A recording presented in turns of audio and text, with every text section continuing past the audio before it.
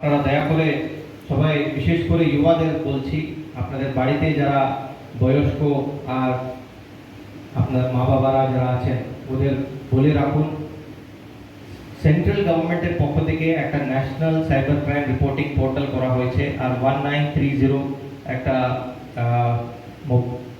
Toll free number করা হয়েছে।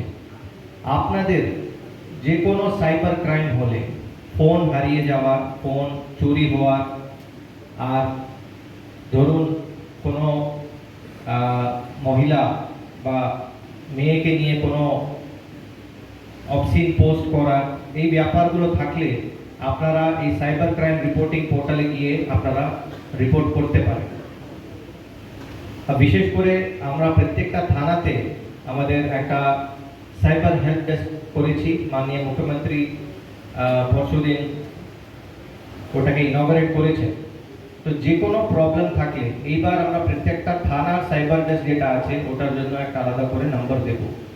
আপনারা শুধু যত তাড়াতাড়ি সম্ভব, কেন কি অ্যাক্সিডেন্ট হলে মানুষ বলে ভালো লাগছে। আমরা ধন্যবাদ জানিয়ে দিতে চাই আমাদের এই সমস্ত দাদা ভাই দিদি ভাইদের, যারা আমাদের ফোন পেতে সাহায্য করেছেন, এই সমস্ত পুলিশ দাদা ভাইদের। হারিয়ে গেছিল না চুরি হয়ে গেছিল?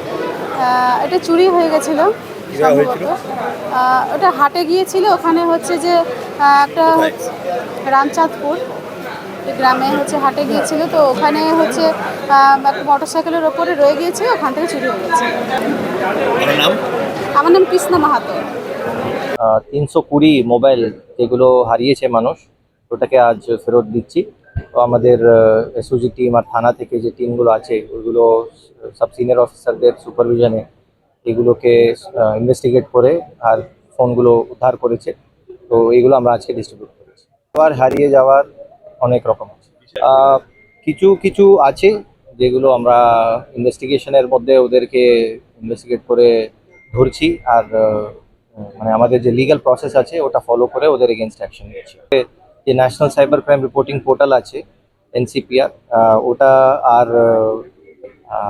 বাকি যে 1930 ফোন নাম্বার যেটা আছে cybercrime.gov.in ওয়েবসাইট আছে। তো এখানে এটাকে অ্যাওয়ারনেসের জন্য আমরা ডেকেছি আজকে।